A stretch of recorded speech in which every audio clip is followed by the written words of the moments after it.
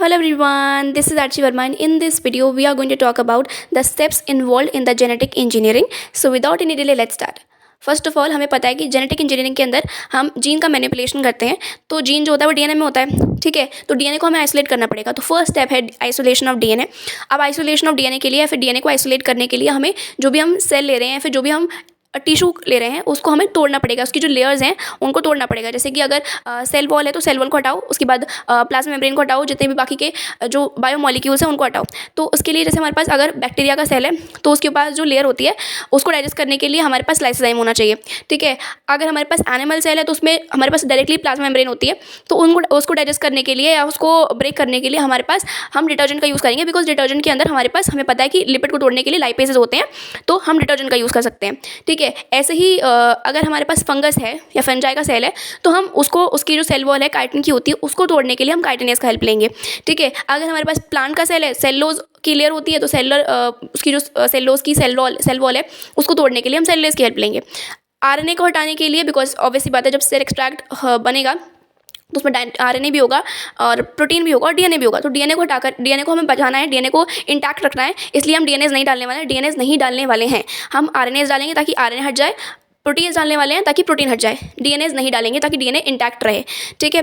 अब डीएनए में मिल जाएगा, लेकिन हमें डीएनए को एक्सट्रैक्ट करना है, हमें डीएनए का पीपीटी बनाना है ताकि हम इजीली जो डीएनए है उसको आराम से निकाल सकें, ठीक है। तो हम क्या करेंगे, इसमें हम चिल्ड इथेनॉल डाल देंगे, ठीक है। चिल्ड इथेनॉल डालते ही जो डीएनए के थ्रेड्स होंगे वो हमारे सरफेस के ऊपर ही दिखने लगेंगे। तो हम क्या करेंगे, उसको ईजिली किसी भी ग्लास रॉड की हेल्प से या किसी भी तरीके से उसको ईजिली निकाल लेंगे। और ये जो निकालने का प्रोसेस है जिसमें कि डीएनए जो है वो प्रेसिपिटेट हो चुका है ना, उसको निकालने का जो प्रोसेस है उसको हम स्पूलिंग बोलते हैं, ठीक है। अब ये हमने स्पूलिंग करके डीएनए को जो है वो निकाल लिया। अब डीएनए में हमें क्या करना है, हमें पता होगा कि हमें इस तरीके ये पर्टिकुलर जीन है उसके हिसाब से कट लगाना है। अब हमें पहले से ही पता होगा उसके आसपास कौन सा रिस्ट्रिक्शन साइट्स में देखने को मिल सकता है। तो हम क्या करेंगे, जो डीएनए हमने निकाला है अभी तक आइसोलेट किया है उसमें हम रिस्ट्रिक्शन एंडोन्यूक्लियस की हेल्प से कट्स लगाएंगे। अब देखो क्या होता है कि हमारे पास रिस्ट्रिक्शन एंजाइम्स होते हैं, मतलब हमारे पास क्या बैक्टीरिया जो होते हैं वो लोग अपने अंदर रिस्ट्रिक्शन एंजाइम बनाते हैं, ठीक है। अब वो बनाते क्यों, वो इसलिए बनाते हैं ताकि उनके ऊपर कोई बैक्टीरियोफेज का अटैक हो तो वो बैक्टीरियोफेज के ऊपर वो पर्टिकुलर रिस्ट्रिक्शन एंजाइम्स डाल दें। बेसिकली रिस्ट्रिक्शन एंजाइम्स क्या होते हैं ना, रिस्ट्रिक्शन एंजाइम्स ऐसे न्यूक्लियसेस होते हैं, न्यूक्लियसेस यानी कि न्यूक्लिक एसिड को काटने वाले। आरएनए भी कट सकता है उससे डीएनए भी कट सकता है। तो वो क्या करते हैं, वो अपने आप को प्रोटेक्ट करने के लिए, बैक्टीरिया अपने आप को प्रोटेक्ट करने के लिए बैक्टीरियोफेज से अपने अंदर अलग अलग तरीके के रिस्ट्रिक्शन एंजाइम बनाता है, ठीक है।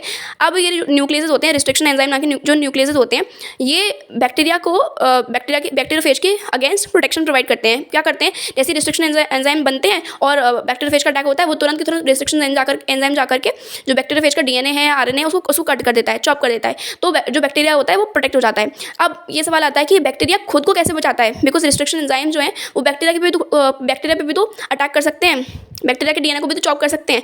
तो इस तरीके से होता है कि जो एक एंजाइम होता है जिसका नाम होता है मिथाइलेज, ठीक है।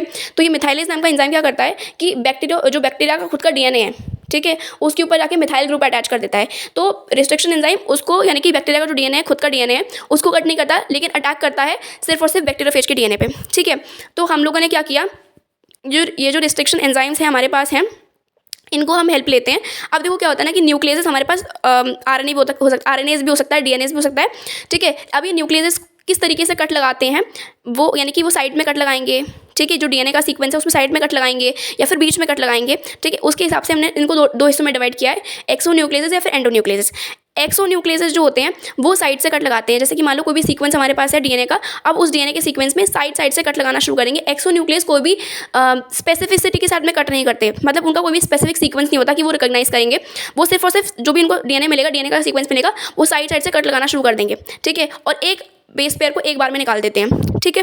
अब एंडोन्यूक्लियस जो होते हैं हमारे पास वो बहुत बड़ी कैटेगरी है। एंडोन्यूक्लियस दो तरीके के होते हैं, एक होते हैं रैंडम एंडोन्यूक्लियस और एक होते हैं रिस्ट्रिक्शन एंडोन्यूक्लियस, ठीक है। अब हमें पढ़ना है कौन से, हमें पढ़ने रिस्ट्रिक्शन एंडोन्यूक्लियस। तो मैं रैंडम एंडोन्यूक्लियस के बारे में नहीं बता रही हूँ, मैं सिर्फ इतना ही बता रही हूँ कि आपको दिमाग में भी यही रखना है कि हमारे पास अगर हम बोलते हैं रिस्ट्रिक्शन एंजाइम, आपके दिमाग में सिर्फ यही आना चाहिए रिस्ट्रिक्शन एंडोन्यूक्लियस, ठीक है। आपके दिमाग में बिल्कुल भी नहीं आना चाहिए कि एक्सोन्यूक्लियस है या फिर रैंडम एंडोन्यूक्लियस है, हम उसके बारे में बात ही नहीं कर रहे हैं, ठीक है। न्यूक्लियस एक बहुत बड़ी कैटेगरी है जिसमें हमारे पास एक्सोन्यूक्लियस भी आता है, एंडोन्यूक्लियस भी आता है। एंडोन्यूक्लियस दो तरीके के होते हैं, रैंडम एंडोन्यूक्लियस या फिर रिस्ट्रिक्शन एंडोन्यूक्लियस। हम यहाँ पे रिस्ट्रिक्शन एंडोन्यूक्लियस के बारे में बात कर रहे हैं, ठीक है। अब ये जो हमारे पास रिस्ट्रिक्शन एंडोन्यूक्लियस होते हैं, ये क्या करते हैं, ये जो भी पूरा डीएनए था, जो डीएनए का पूरा सीक्वेंस है, उसको पूरा चेक करते जाते हैं और इनको जहाँ पर ये स्पेसिफिक होते हैं, ठीक है।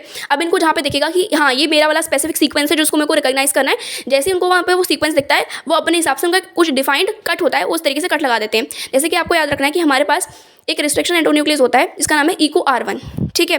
एस्केरिशिया कोलाई से निकालते हैं, RY13 स्ट्रेन होता है उसका, और फर्स्ट नंबर का आइसोलेशन था, इस वजह से उसका नाम दिया गया EcoR1, ठीक है। ई से एस्केरिशिया, को से कोलाई, एंड जो EcoR1, आर से आ जाएगा अपना RY13 स्ट्रेन, ठीक है। एंड 1 का जो ऑर्डर ऑफ आइसोलेशन था वो, ठीक है। अब ये जो हमारे पास रिस्ट्रिक्शन एंडोन्यूक्लियस है, ये क्या करेगा, ये पूरा डीएनए में चेक करेगा, ठीक है, कि जहाँ पे इसको दिखेगा कि सीक्वेंस है GATTC, वैसे ही वहाँ पे कट लगाएगा। अब वो कट कहाँ लगाएगा, ऐसे नहीं है कि वो GATTC दिखने पे कहीं भी कट लगा देगा, जैसे उसको दिखेगा GATTC वैसे ही ये G और A के बीच में कट लगाता है, ठीक है। अब मेनली आपको देखने को क्या मिलेगा, जो हमारे पास रिस्ट्रिक्शन एंडोन्यूक्लियस है, मेनली सारे के सारे नहीं बोल रही हूँ मैं, मेनली बोल रही हूँ, मोस्टली, ठीक है। तो सारे मोस्टली हमारे पास जो एंडोन्यूक्लियस होते हैं, रिस्ट्रिक्शन एंडोन्यूक्लियस होते हैं, वो क्या करते हैं, वो पैलेंड्रोमिक साइट को रिकॉग्नाइज करते हैं, ठीक है। अब उनकी कुछ स्पेसिफिक पैलेंड्रोमिक साइट्स होती हैं, जैसे कि मैंने बताया GATTC फॉर द एस्केरिशिया कोलाई, ठीक है, तो सॉरी EcoR1 के लिए।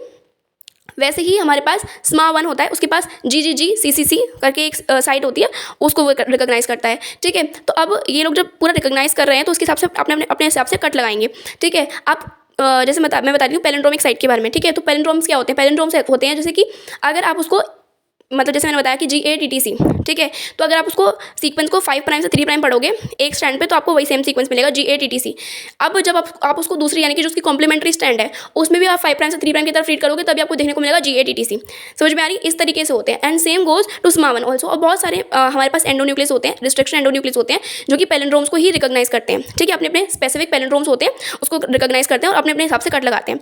अब कट दो तरीके से हो सकते हैं, या तो ब्लंट एंड्स बन सकते हैं जब कट लगेगा रिस्ट्रिक्शन एंडोन्यूक्लियस के थ्रू, तो हो सकता है कि हमारे पास ब्लंट एंड बन रहे हो, और हो सकता है हमारे पास स्टिकी एंड्स बन रहे हो। स्टिकी एंड्स जैसे कि मैंने बताया कि G और A के बीच में EcoR1 कट लगाता है, ठीक है। तो ये जो एक स्टैंड है उस पर भी कट लगाएगा, जो उसकी कॉम्प्लीमेंट्री स्टैंड है उधर भी कट लगाएगा, बिकॉज उसका तरीका है कि जैसे इसको ये सीक्वेंस मिलेगा वो G और A के बीच में कट लगा देगा, ठीक है। अब इसके थ्रू यहाँ पे स्टिकी एंड्स बन सकते हैं, ठीक है।